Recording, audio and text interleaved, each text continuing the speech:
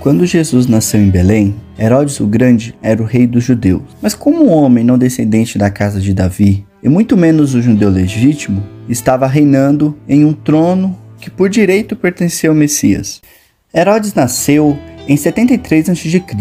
Era filho de Antípate, que era idumeu, e sua mãe, que era uma mulher nobre da Nabateia, eram integralmente árabes. Quando ele nasceu, quem reinava em Israel era a dinastia dos Asmoneus, um estado judaico, religioso e independente que foi fundado por Simão Macabeu, irmão de Judas Macabeu, que derrotou o exército seleucida durante a revolta macabeia em 165 a.C.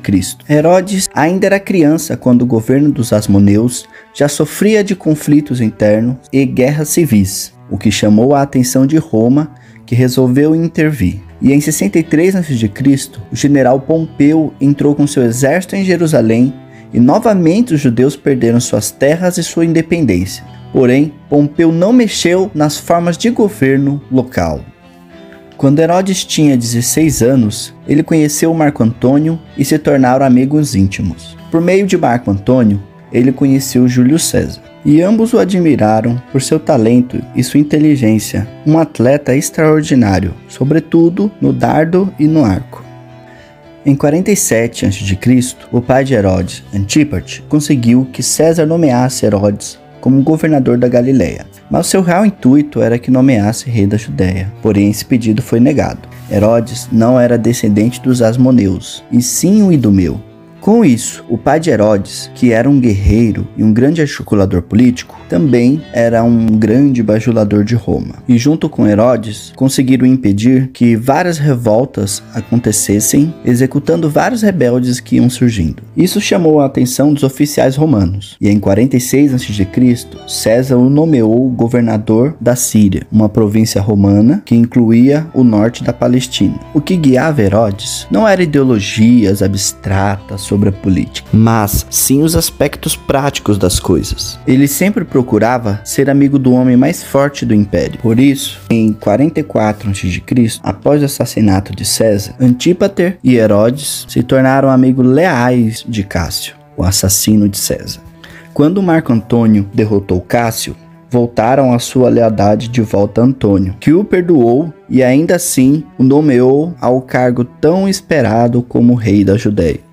Herodes assumiu o trono e, como estratégia para tentar acalmar os ânimos dos judeus por ele não ser um judeu legítimo descendente de Davi, ele se casou por uma mulher que ele era apaixonado, Mariane, uma asmoneana que tornou o seu reinado legítimo, pois assim ele entrou como um membro da família real.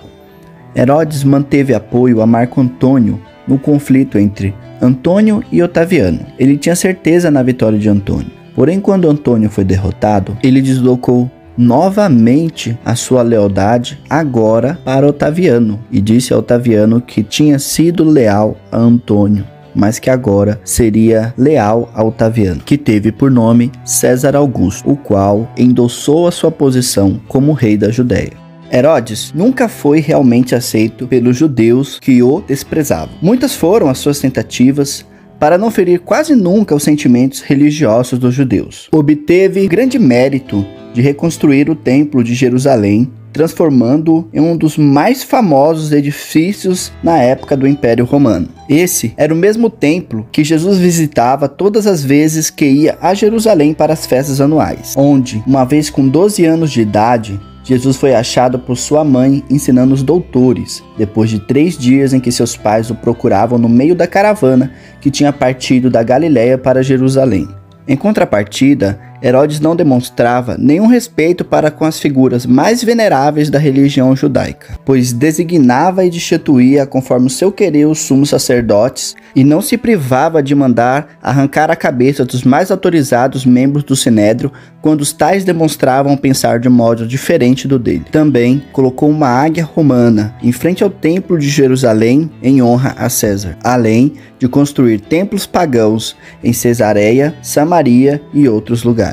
Em suas obras arquitetônicas, Herodes seguia o padrão romano de construções, o que servia de agrado aos olhos do imperador. Cesareia Marítima era uma cidade portuária que conectava rapidamente as linhas de comunicações romanas, uma de suas maiores obras junto com o templo que ficava em Jerusalém. Porém, nada de sua história e suas construções o tornaram tão conhecido como o episódio de Mateus capítulo 2. Sem exageros, pode-se afirmar que Herodes foi um dos homens mais sanguinários da história. No ano 37 a.C., assim que ele conquistou Jerusalém com a ajuda das legiões romanas, mandou matar 45 partidários de seu rival, o Asmoneu Antígono, e muitos membros do Sinédrio. Em 35 a.C., ordenou que afogasse em uma piscina de Jericó o seu cunhado Aristóbulo, a quem pouco antes designara como sacerdote, ainda que o cunhado só tivesse 16 anos. Aristóbulo era irmão da mulher predileta de Herodes, Mariana. Em 34 a.C., mandou matar José, seu tio e esposo de sua irmã Salomé.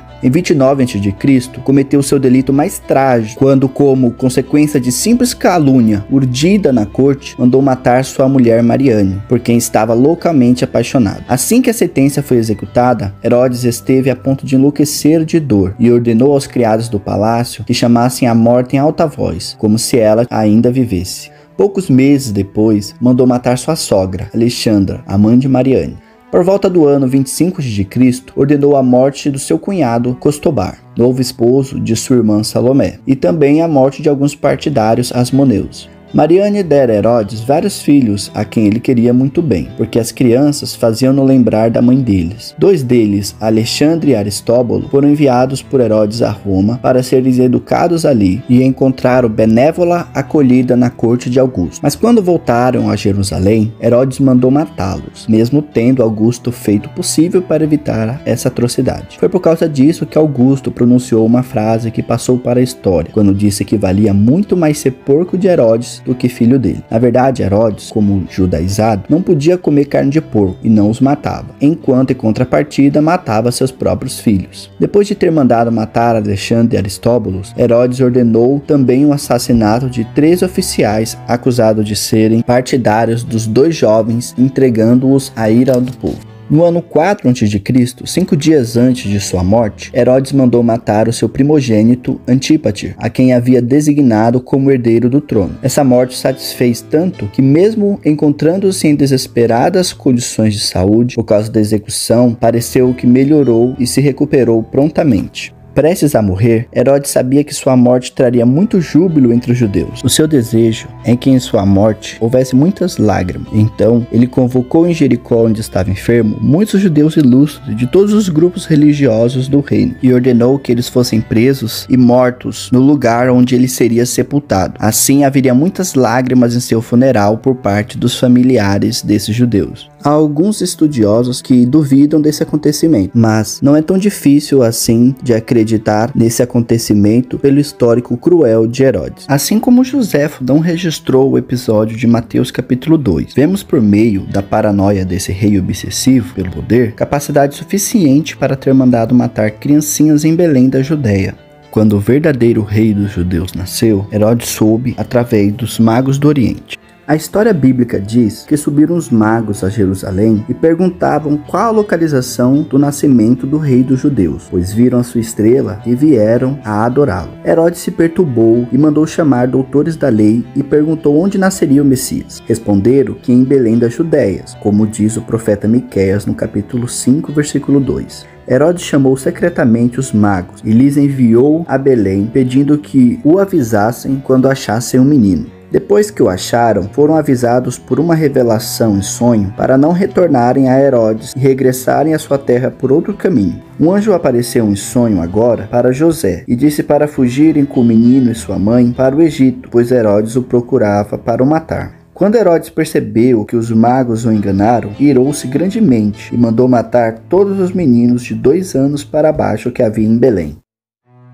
Houve um que escapou da espada de Herodes.